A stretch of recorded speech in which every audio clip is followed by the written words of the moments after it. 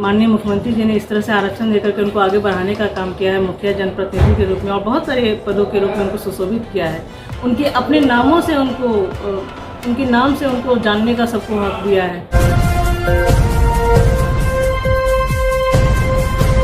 ये जैसा कि हम लोग सभी जानते हैं कि आज शपथ ग्रहण समारोह था और बिहार विधान परिषद में ये मेरी दूसरी पारी का आगाज़ होने वाला है। और पूर्व में भी हम लोगों ने जिस तरह से जनप्रतिनिधियों की आवाज़ को बुलंद करने का काम किया था बिहार विधान परिषद में, उस तरह से उनकी मांगों को, उनकी समस्याओं को अपने बुलंद आवाज़ में फिर से रखने का काम करूंगी और जो जनता की जो समस्या है उन समस्याओं को समाधान के लिए बिहार विधान परिषद में प्रमुखता से रखने का काम करूँगी। ऐसा कुछ नहीं है, जो है अपने उनका जो विकास का कार्य है, जो हमारे माननीय मुख्यमंत्री जी ने जो विकास का कार्य किया है, अगर उसकी बदौलत अगर हम लोग प्रखर रूप से आगे आते हैं तो हम लोगों को जनता ने चुन करके यहाँ भेजा है और उनके लिए हम अपने दायित्व का निर्वहन करने के लिए बिहार विधान परिषद में अपनी भूमिका का निर्वहन कर रहे हैं। जैसा कि हम लोग सभी जानते हैं कि उच्च सदन है और उच्च सदन में विद्वानों का सदन कहा जाता है। निम्न सदन से कोई भी बजट जब पास होता है तो वह हमारे पास आता है और हम लोग जब उसको पास करते हैं तभी वो आगे की ओर बढ़ता है। तो मैं समझती हूँ ये उच्च सदन है और ये विद्वानों का सदन है और यहाँ पे लोग जो है वो समझदार और अनुभवी लोगों की आवश्यकता है। और ये जो चुनाव है खास करके जो लोगों की समझ है, व्यवस्था का चुनाव इसको कहा जाता है, विधि का नहीं निधि का चुनाव इसको कहा जाता है। जनप्रतिनिधियों का चुनाव है, ये आम चुनाव नहीं है, इसमें जनता किसी का चुनाव नहीं करती है, ये जनप्रतिनिधि हम लोग को चुनाव में भेजने का काम करते हैं। तो जो जनप्रतिनिधि हैं वो जनता की समस्या से रूबरू होते हैं और उन समस्याओं को खुद भी निष्पादित करने में वो सक्षम होते हैं, क्योंकि वो मुखिया हैं, वार्ड सदस्य हैं, पंचायत समिति सदस्य हैं, जिला परिषद के सदस्य हैं, मेयर हैं, उप मेयर हैं, निकाय के भी हमारे बहुत सारे वार्ड काउंसलर जो लोग होते हैं इसमें वार्ड पार्षद के रूप में जो भूमिका निर्वहन करते हैं, वो लोग अपने रूप से भी समस्याओं का समाधान करने में सक्षम होते हैं। लेकिन यदा कदा अगर उनकी समस्या समाधान करने में उनकी मुश्किलें हो जाती हैं तब उन्हें हमारी आवश्यकता पड़ती है और फिर उनकी जो खुद की अपनी जो समस्या है, जो मानदेय के रूप में दिखाई पड़ती है या वेतन के रूप में दिखाई पड़ती है, तो उन समस्याओं को भी हम लोग रखने का सदन में काम करते हैं। और माननीय मुख्यमंत्री जी की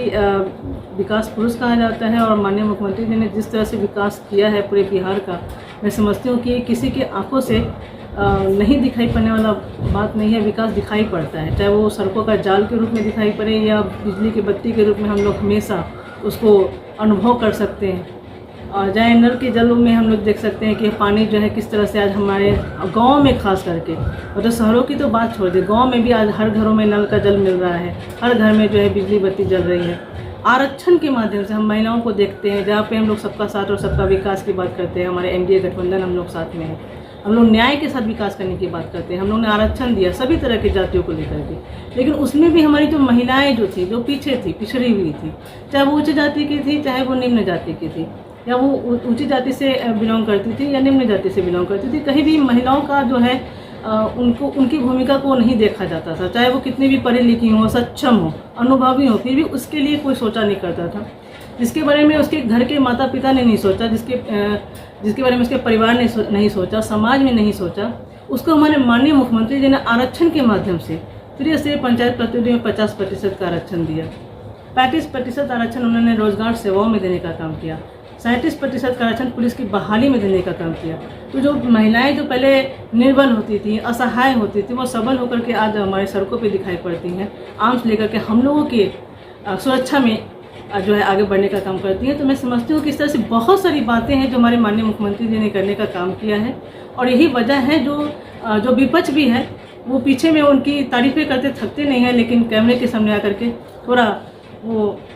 संवेदनशील हो जाते हैं अपने पार्टी को लेकर। निश्चित रूप से आपका ये सवाल जो है वो जायज़ है और मैंने भी अनुभव किया है खास करके, और मैं इस बारे में बहुत ज़्यादा संवेदनशील हूँ कि किस तरह से हमारी जो महिलाएं हैं, हमारे माननीय मुख्यमंत्री जी ने इस तरह से आरक्षण देकर के उनको आगे बढ़ाने का काम किया है, मुखिया जनप्रतिनिधि के रूप में और बहुत सारे पदों के रूप में उनको सुशोभित किया है। उनके अपने नामों से उनके नाम से उनको जानने का सबको हक दिया है। तो मैं समझती हूँ कि हमारे परिवार भी जो है, हमारे जो समाज है, उनको एक्सेप्ट करने का काम करे और कहीं ना कहीं जो उनके परिवार के रूप में जो उनके पिता हैं या भाई हैं या उनके जो पति हैं, उन लोगों को ये आवश्यकता है कि उस चीज़ को समझे और उनको आगे बढ़ाने का काम करे।